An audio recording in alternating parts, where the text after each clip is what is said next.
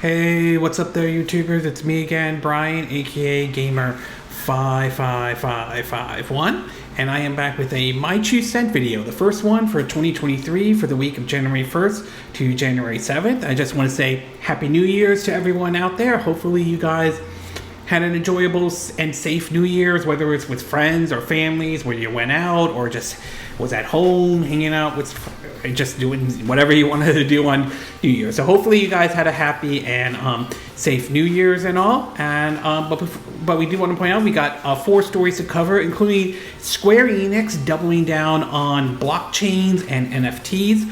Some interesting information has come out about Zelda Tears of the Kingdom, ranging from amiibos to this possibly being maybe the last big game from Nintendo for the Switch, assuming these reports are currently correct or anything like that.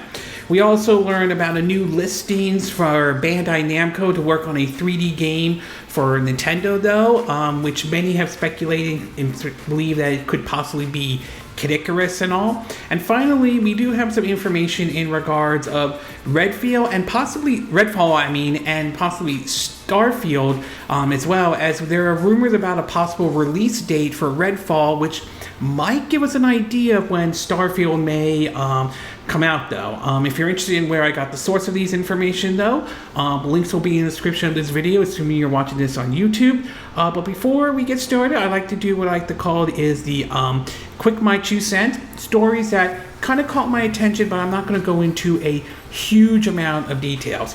The first one is that Aulx is preparing to make several game announcements for 2023. No word of what that might be, and although it could be a lot of things, to be exact, it could be remasters or remakes of old games. Rumor has it that they might be remaking Persona 3 or anything like that, to basically could be something brand new. Maybe they're going to be making something or publishing something, maybe a new game from Vanillaware or something like that. So we'll have to wait and see if this rumor turns out to be true and what Aulx might be working on, to be exact.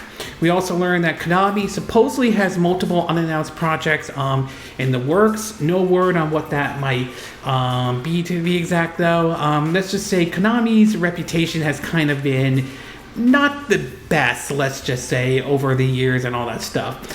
Although that one Silent Hill game that they announced, they showed that teaser trailer, does kind of look a little bit interesting. I think the one that I got a little bit of a Fatal Frame vibe out of it. And also, we'll have to wait and see what Konami has to announce, though. Maybe it's another Castlevania game, but time will ultimately tell and all. We also learned that Level 5 supposedly will be teasing a new IP, and they'll be making an announcement this year, which is certainly nice, though. However, no word if this is going to be coming to the West or not, as supposedly Level 5 closed down some of the Western stores here in the US, which is a little bit unfortunate, though. Personally, I would love to see Level 5 do maybe like a spiritual successor to Dark Cloud that was on the PS2, Dark Cloud 1 and 2, or a spiritual successor to, or spiritual sequel to Rogue Galaxy, one of the last PS2 games that came out, I believe was back in 2007. I certainly would love to see Level 5 tackle those type of games and all. We also learned that supposedly that Persona 5 Royal sales have surpassed up to I believe 3 million units worldwide, though, which is certainly very impressive, though. Some of that I think could be contributed to it being released on the PS5, the Xbox systems, possibly via Game Pass, and of course the Nintendo Switch, though. I do wonder if this is going to convince Aulx to consider, maybe we should consider bringing more of our games over to other systems as well. We know they're going to bring Persona 3 and 4 portable, though. Sentinel 13, or 13 Sentinel was brought over to the Nintendo Switch. Would love to see more Vanillaware's games come over to the Nintendo Switch. So maybe this will open the door for Aulx to consider putting more of their games on more on a multi-platform kind of approach, though.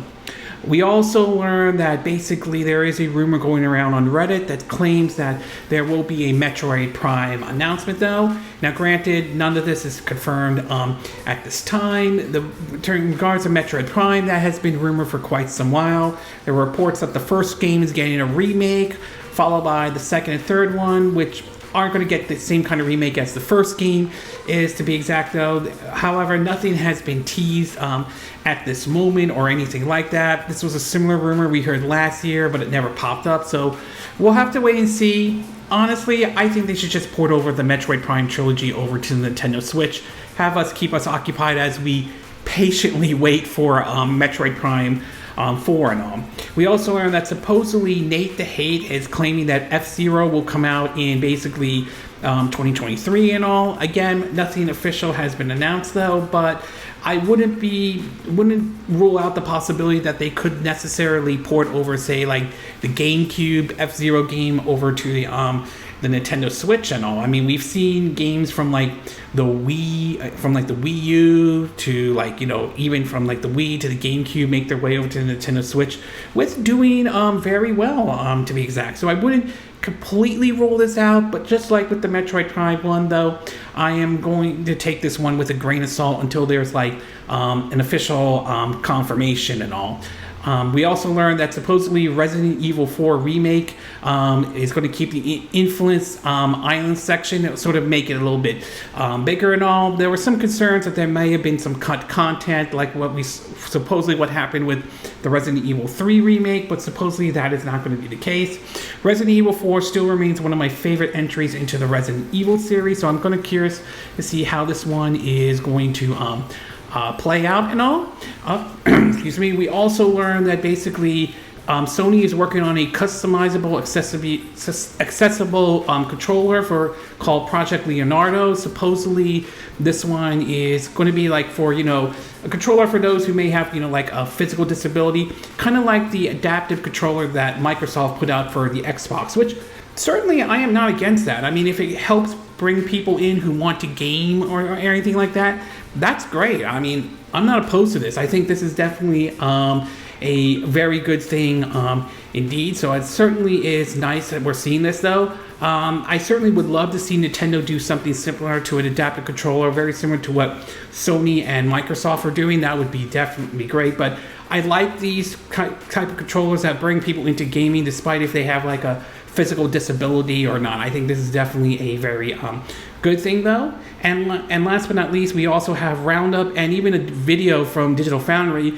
Basically, there are previews for the upcoming game Fire Emblem Engage, which is out this month at January 20th, though. And so far, based on what I've read so far, it seems the previews have been pretty good, with Digital Foundry kind of impressed with the visuals, though. While not necessarily at 1080p. Supposedly it's a little slightly above 900p when it docked, but in portable mode they're claiming that it will drop somewhat below 720p, but they're claiming that so far it's maintained a steady 30 frames per second, though. I mean, Fire Emblem isn't well known for it being a demanding game, so if it maintains at 30 frames per second, that's fine, but it's not the most demanding game compared to, say, something like Doom or Doom Eternal, to be exact. But if what the previews are saying are true, it's definitely one to keep an eye on when it comes out a little bit later this month and all.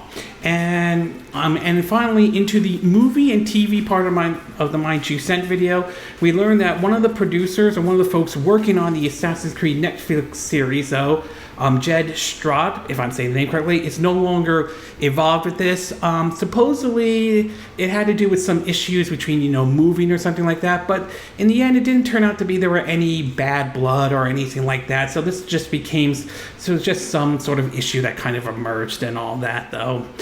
We also learned that supposedly it seems as though the Eternals 2, sequel to 2021's Eternal movie, might be happening after all. There have been some reports back and forth of whether this was going to happen or not, but it looks like one of the actors who was in the movie is reportedly saying, his agent at least is saying, that the next movie that they'll be working on would be Eternals 2. If that's true, then yeah, I would be down with it. I understand the first one was sort of mixed for some people, and it was a little bit different, but I still enjoyed it nevertheless, though. The ending, however, that ending kind of left ending was kind of interesting because it kind of left the idea of, could this lead to, say, the creation of Galactus coming to Earth and everything like that? Supposedly, given how the Celestials, or those big beings, basically said that they will judge humanity, I do think it kind of leaves the door open to the possibility of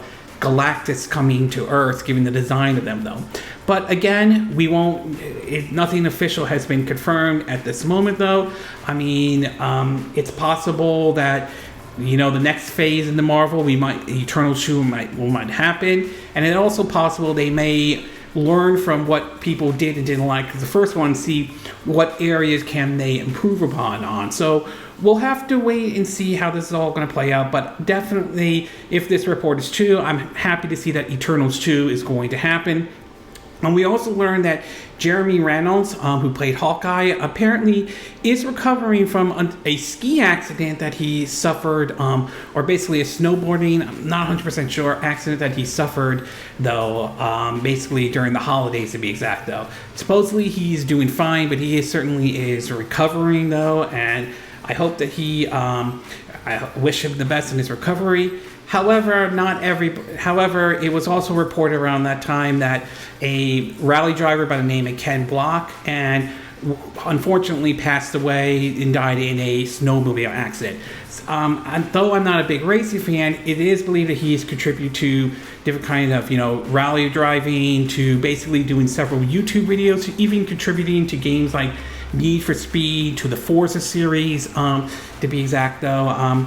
Very sad what happened to this person, though, and I would like to say that my heart goes out to his friends and family as well, though. So really unfortunate what happened to Ken Block, though.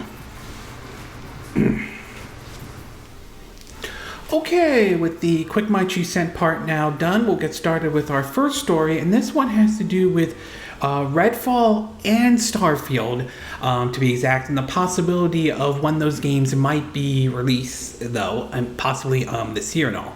Now, in looking at the Xbox Series X and S and how Phil Spencer and Microsoft has handled this generation so far, if I had to give it a grade, I would give it a B grade, and mostly because of several things. I do think that there are certainly some areas Microsoft has done well with the Xbox Series S and X, though. They have done well in terms of the backwards compatibility, which I think they've done a better job than, say, what Sony has done with the with their systems and all that, though. I'm not saying it's not 100% perfect, to be exact. There are certain games that haven't made it in part of the backwards compatibility, and some of that may be due to licensing issues to a certain extent. But I will say, as far as that goes, they have done a good job with that. The FPS boost is definitely a nice addition. I definitely like the fact that they have done that, though. In terms of storage solutions, though, I feel that the Xbox Series X and S approach is somewhat better than how we've seen with the PS5, though. Not saying it's perfect, there are certain issues, but certainly better than what I've seen with the PS5, though. And I will say that they kind of learned their lessons with the Xbox One era. So there has been some areas that I think Microsoft has done well. However, I'm not saying everything they've done is 100% perfect. And one of the biggest criticisms I would give them is the lack of first parties or exclusive type of games. This has been one of the biggest problems since sort of the Xbox One era, to be exact, though. And it's been a problem that Microsoft has kind of struggled with a little bit, though. Yes, we've seen them purchase studios and all that, and that certainly has look at them sort of building up their first party lineup in the long run, though. But it certainly has been sort of one of the biggest problems, though. Now, obviously, going into 2023, we do know that games like Age of Empire 2 Definitive Edition will be out supposedly this month. But 2 games that were originally supposed to come out last year, though, that got pushed back into 2023 is Redfall and Starfield, to be exact.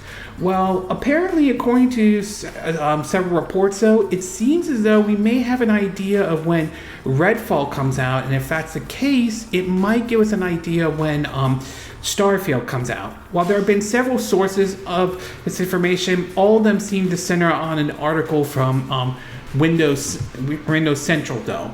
In that article, it reports about Redfield possibly coming out in early May 2023.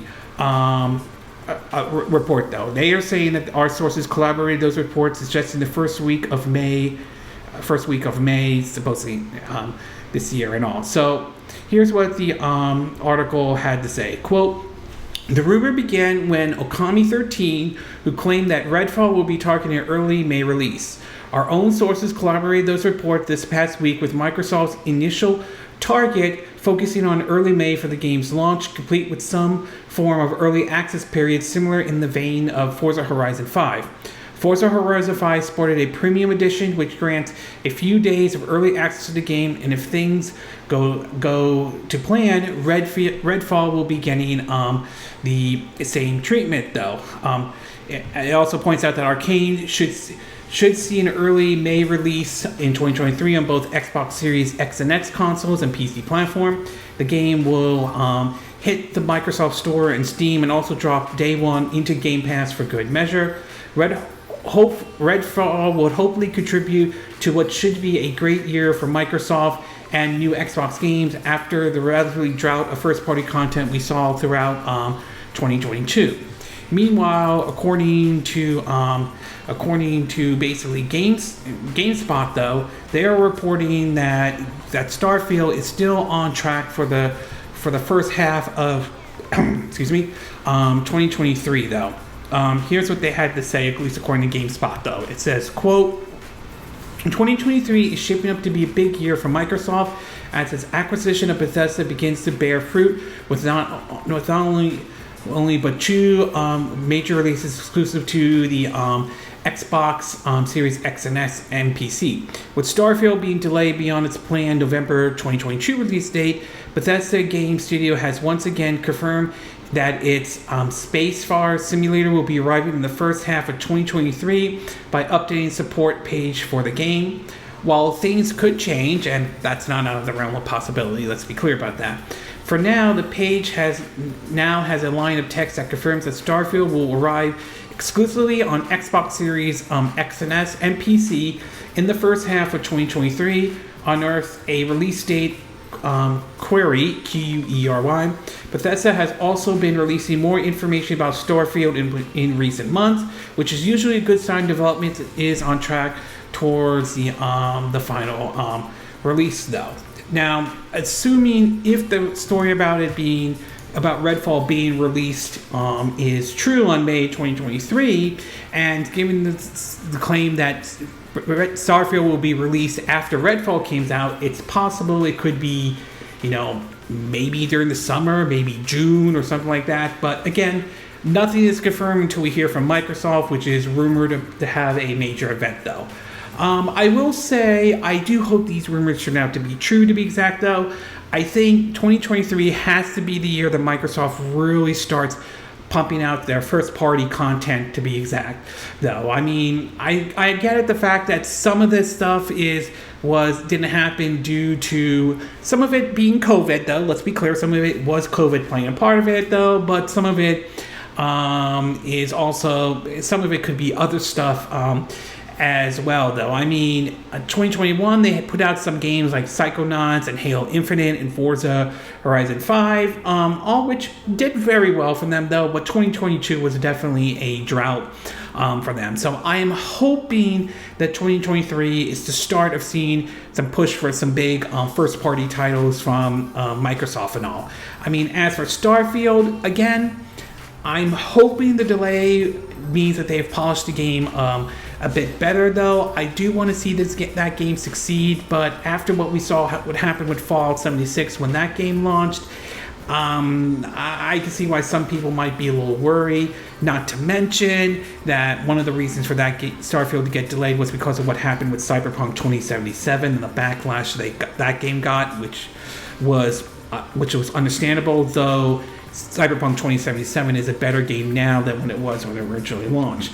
As for Redfall, though, still a little mix about this one, though. I've heard that there will still be a single player. You can play the game as a single player, so that certainly isn't bad. But there's been some reports about maybe being a looter shooter or moving away from that, being more in line with games like Stalker or Far Cry and all. So we'll have to wait and see. But overall, I hope the rumor is true, though. Hopefully the game is aiming for an early May 2023 release date.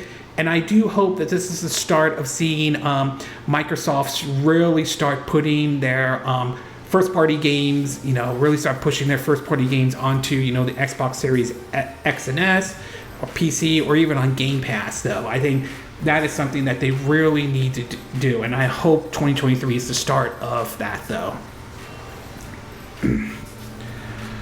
Okay, we're going to take a quick break, and when we get back, we'll get to part 2, and this one has to do with Bandai Namco and them possibly hiring for collaboration with Nintendo and all. So we'll take a quick break, and we will be right back.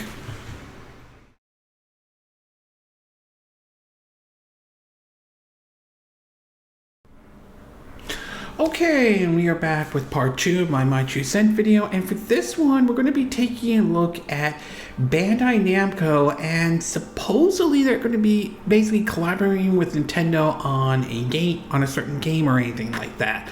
As probably you're aware of, Nintendo has been known to also collaborate with different developers and publishers, though.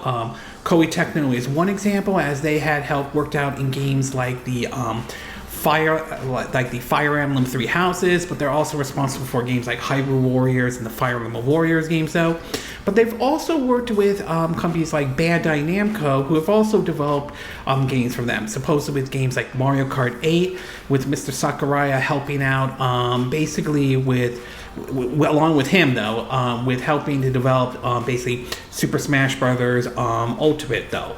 Well, as some of you probably are aware of, last year, Mr. Sakurai did a video. It was about, some of it, I think he's known for doing some of these videos, though, put up a very interesting comment towards the end of one of his videos, and this was talking about difficulties of thinking of who could basically develop, bring Kid Icarus Uprising and all. Now, some may speculate that is possibly trolling and all, and that it's certainly not out of the realm of the possibility, but it could also mean that there could be an indication that it is possible that basically Bandai Namco, or basically Kid Icarus, is coming to the Nintendo Switch. And last year, a Reddit leaker by the name of Zippo, if I'm saying the name correctly, supposedly reported that Bandai Namco was the one that's going to be bringing over Kid Icarus Uprising to the Nintendo Switch.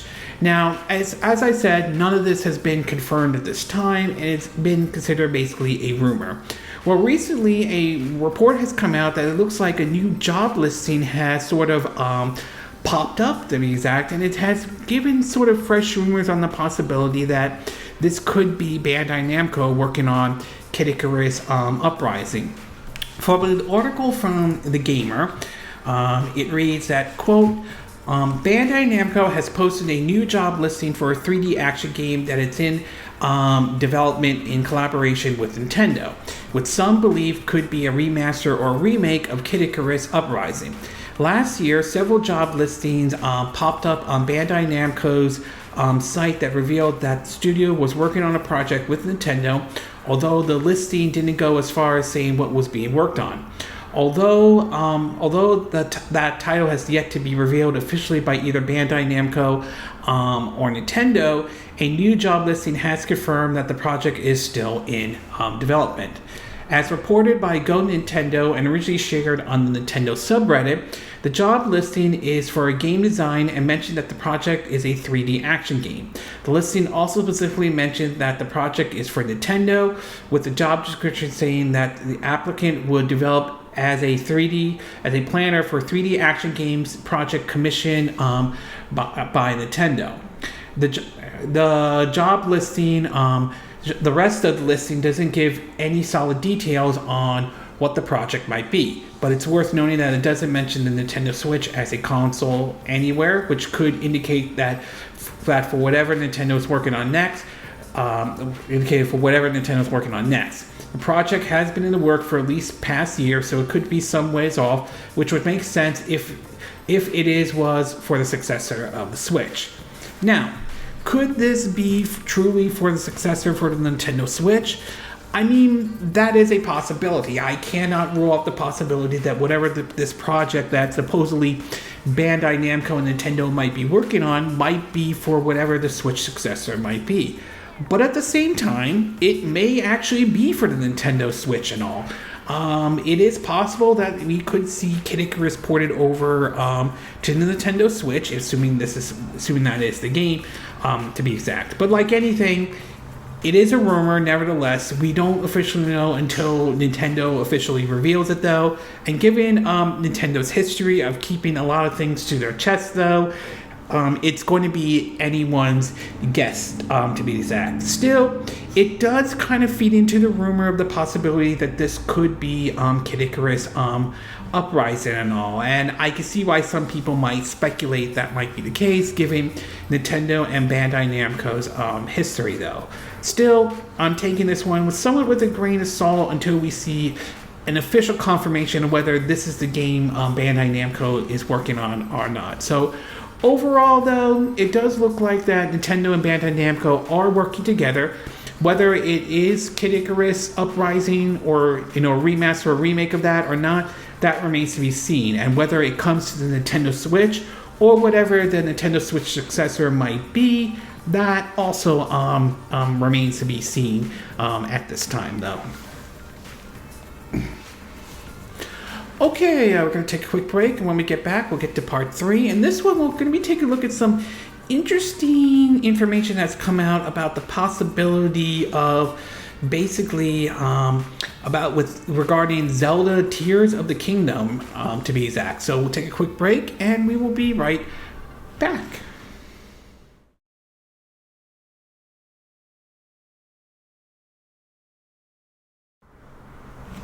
Okay, and we are back with part 3 of my 2 cent video, and for this one, we're going to be taking a look at Zelda, particularly The Legend of Zelda Tears of the Kingdom. Now, this is probably one of the biggest titles that a lot of people are looking forward to picking up, though.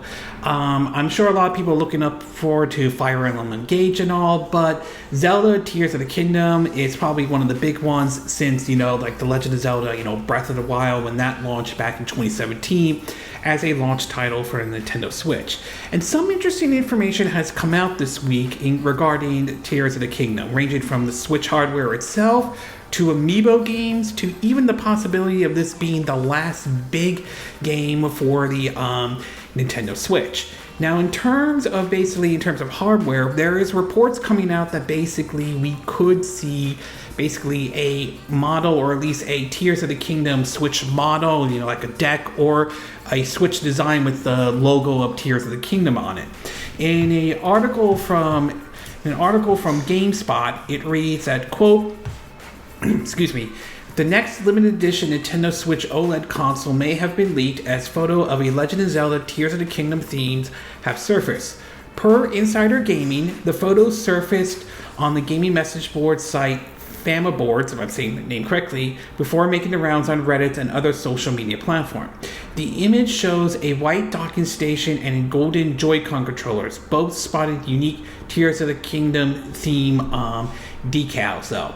If confirmed, though, the Legend of Zelda Tears of the Kingdom Switch OLED model would be the latest limited edition console tied to a major release, which also includes Pokemon Scarlet and Violet OLED model that released on November 4th, and the Splatoon 3 model that released on August 26th. The previous limited consoles did not come bundled with their respective games, and it's unclear if this alleged Zelda console will follow suit. Now, again, Nintendo has not officially confirmed this at this time, so it remains to be seen if this information is necessarily true or not.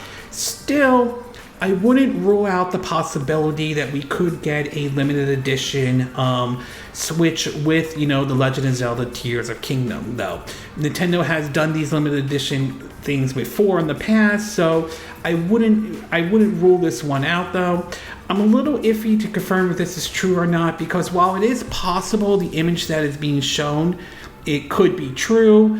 We've seen how some people could have just, it could be a fake. It could have been just someone designed this from themselves. So I'm taking it with a grain of salt at this time, but I wouldn't entirely rule out the possibility that Nintendo could release a limited edition Nintendo Switch with a theme based off The Legend of Zelda Tears of the Kingdom and all. Over on to the next story about Zelda, though. It appears as though that we're seeing some restock of amiibos that are certainly gearing up for the release of The Legend of Zelda Tears of the Kingdom. In an article from Nintendo Life, it reads that, quote, new pre-orders listing for Nintendo's existing Zelda amiibo line has surfaced on a French e-commerce site, FANC.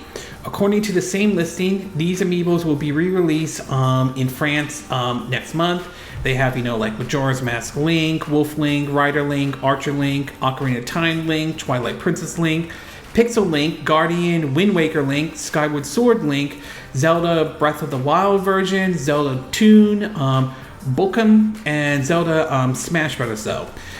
In The Legend of Zelda Breath of the Wild amiibos allows players to unlock special items and extra goodies on a daily basis. There has been no mention of amiibo support yet for Tears of the Kingdom, but if it was included, it wouldn't necessarily be a surprise. Nintendo is known to restock amiibos ahead of major game releases. Most recently, it restocked older Fire Emblem amiibos ahead of the Fire Emblem game Engage launch later this month. The game will also include amiibo support. The Japanese company also did the same thing with Splatoon line before the arrival of Splatoon 3 last year, another title to feature amiibo support. So I would say while Nintendo hasn't officially confirmed this yet, though, I wouldn't be necessarily surprised if it turns out that there's going to be some sort of amiibo support for Tears of the Kingdom, though.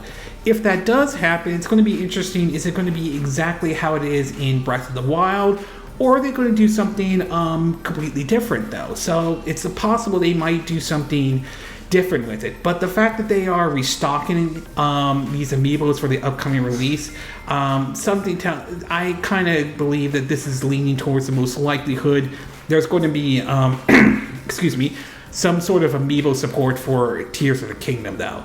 How big of that support might be, that remains to be seen, though. It might be as big as what we saw with what Breath of the Wild did, or it might be something minor on the level as what we saw with the HD remaster of The Legend of Zelda Skyward Sword. So it remains to be seen exactly what kind of amiibo support it might be, but I'm sort of leaning in the camp of, because we are getting amiibo, because they're restocking amiibos, there's a very good chance, though, that amiibo support there's a very good chance that we're going to see amiibo support in the upcoming release of Tears of the Kingdom. And on to the next one, though, it seems as though that some journalists and some folks are suspecting that basically Tears of the Kingdom could be the last big release for Nintendo for possibly for the Nintendo Switch, as they suspect that Nintendo might be gearing up for their next system. Although it is worth pointing out, one analyst is believing that we won't expect to hear anything until the console arrives in 2024, though, to be exact. But anyway, from an article from the site Xfire, it seems to basically here's what they are saying, though. Quote, 2 British journalists have shared a new rumor that The Legend of Zelda Tears of the Kingdom may be the last big game for the current generation of Nintendo Switch. Andy Robertson and Christopher Dring shared the new information on Twitter, with Robertson saying that the upcoming Zelda sequel will be the last big game before the new hardware is announced. According to what they're saying is this, quote, for what I'm hearing, it wouldn't be surprising if Nintendo starts talking about the new hardware by 2024. I'm not convinced another huge first-party game other than Zelda is left on the Switch. Usually, Nintendo predictions caveats applies, though. The first generation Switch is already more than 5 years old. The handheld console debuted in 2017 with Breath of the Wild as a launch title. Since then, Nintendo has released a Switch Lite and Switch OLED, but the underlying hardware is essentially the same though. And as I mentioned over at Video Game Chronicles, one analyst believes that there won't be a next generation Nintendo console this year. It said suggesting possibly 2024, which I wouldn't rule out the possibility that 2024 could be when Nintendo could release their successor to the Nintendo Switch. I still think it's most likely will still be the hybrid concept. I think it will be extremely difficult for Nintendo to go back to having just a console and a handheld. I think that would be very hard for them to go back to that kind of mindset though. As for whether or not Tears of the Kingdom could be the last big title for the Nintendo Switch, at least for this year though, I would say I'm not 100% sure about that. While that's not out of the realm of the possibility that Tears of the Kingdom could be Nintendo's last big title for the Nintendo Switch, I'm a little hesitant to believe that, mostly because Nintendo has been known to keep a lot of things to their chest though, and we don't know what might be in store for the summer or possibly for the fall and the holidays though. I mean, is it possible Nintendo may surprise us for the fall and the holiday, may have another big title available? I mean, that's a possibility though. Could it also be possible that Nintendo could be mentioning, hey, we're working on new hardware for our next system this year? That's also a possibility too. So I'm somewhat reluctant to believe that Tears of the Kingdom will be the last major big title for Nintendo for this year though. But again, 2023 has just started though. A lot could happen between now and until the end of the year to be exact. So while it's possible this journalist could be right though, there is also the possibility that they could also be wrong.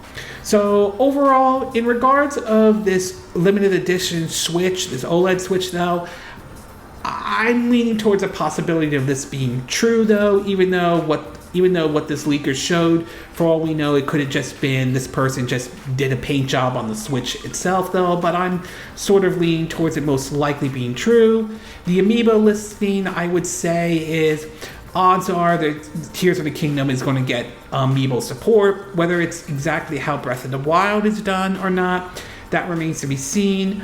And as far as Tears of the Kingdom being the last big game for the current Switch or the last big game for Nintendo, I'm very reluctant to believe that though. While there's always a possibility that could be true, I just feel it's a little too early to make that kind of prediction, and a lot could happen between now until the end of the year. Just like I think it's possible Nintendo could mention or start somewhat talking about new hardware between now and until the and the end of the year and all. So I'm a little reluctant to declare Tears of the Kingdom could be the last big game for the Nintendo Switch and all. Okay, we're going to take a quick break, and when we get back, we'll get to our fourth and final part of our My Two Cent video, and this one has to do with Square Enix pretty much doubling down on blockchains and NFTs. So we'll take a quick break, and we will be right back.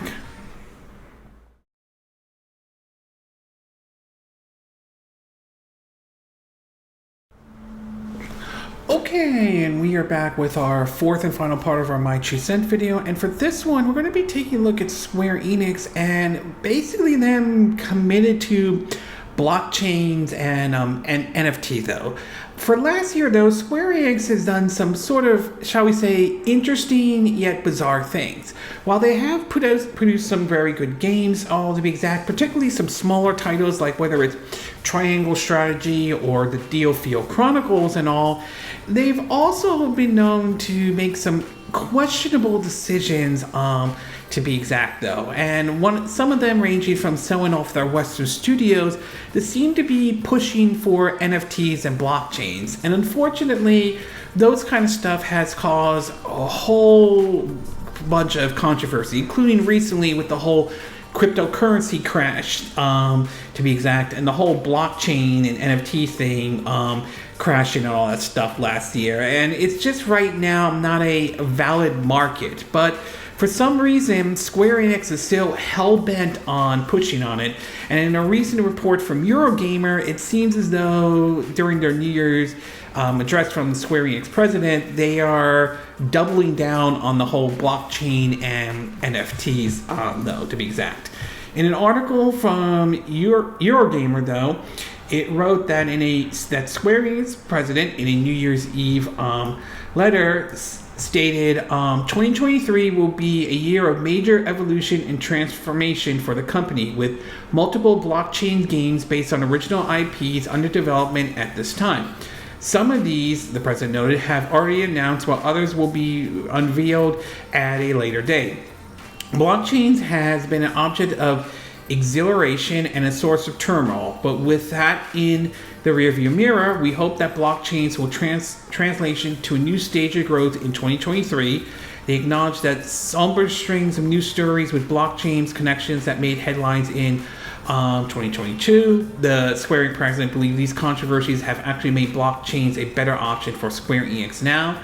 If this proves to have been a step in the process that led to the creation of rules and more transparent business environments, it will definitely have been for the good of the growth of blockchain entertainment, he wrote.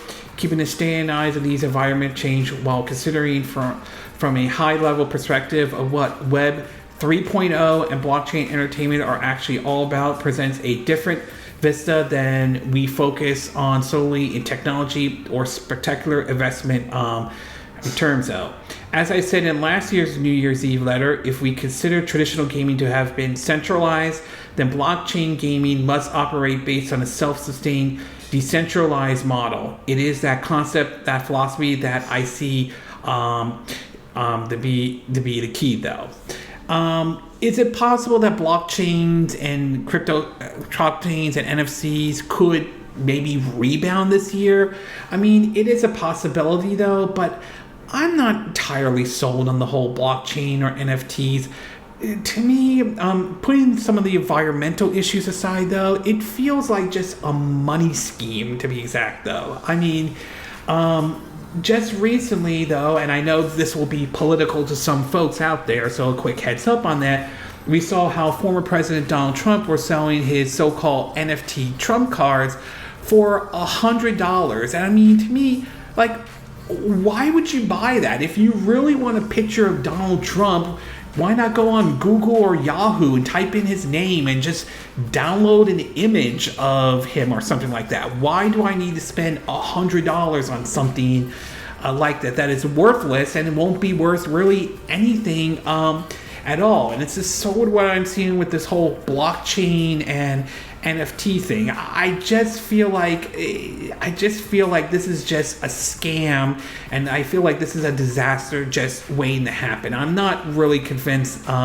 these blockchains are going to be worth it at all. I mean, a lot could change between now and when they release this stuff, and perhaps maybe we'll see some regulation that will put blockchains, NFTs, and maybe cryptocurrencies in a more positive light. But until that happens, though, I just think Square Enix is going to have a hard time really trying to sell this, though. People rejected it back in 2022, and excuse me, unless there's a major shift or something, I can't see people accepting blockchains or NFTs and cryptocurrencies in 2023. I just feel like Square Enix is putting all their eggs in this one basket, and I feel like it's a disaster just waiting to happen for Square Enix. So overall, I have to say, it's interesting that the president of Square Enix is doubling down on blockchains and NFTs, though.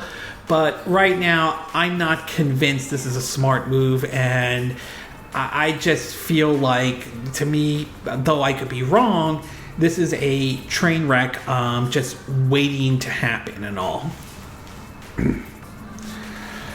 Okay, this concludes this My 2 Cent video for this week. And again, these are my opinion. What are yours? What are your thoughts about the release date of Redfall and Starfield? Do you believe Redfall will be released in May of this year, though? And if so, do you believe this gives us an idea of when Starfield might come out? And do you believe that Bethesda will release Starfield this year? What are your thoughts about this job listing at Bandai Namco with them working with Nintendo? Do you believe that this game will come out for the Nintendo Switch? Do you believe it will come out for the Switch successor? And do you believe it's a possibility that this could be the rumored Kid Icarus Uprising game, or a remaster or remake of it, or do you think it could be something else?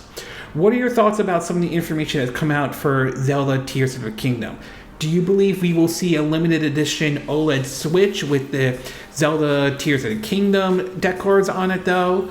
Do you think that the amiibos being restocked, though, the Zelda amiibos, are a sign that we might hear some sort of use of the amiibo similar to what we saw in The Legend of Zelda Breath of the Wild and all? Do you believe that this is basically going to be the last major title for the Nintendo Switch from Nintendo, or do you believe that Nintendo may surprise us more in 2023 and all?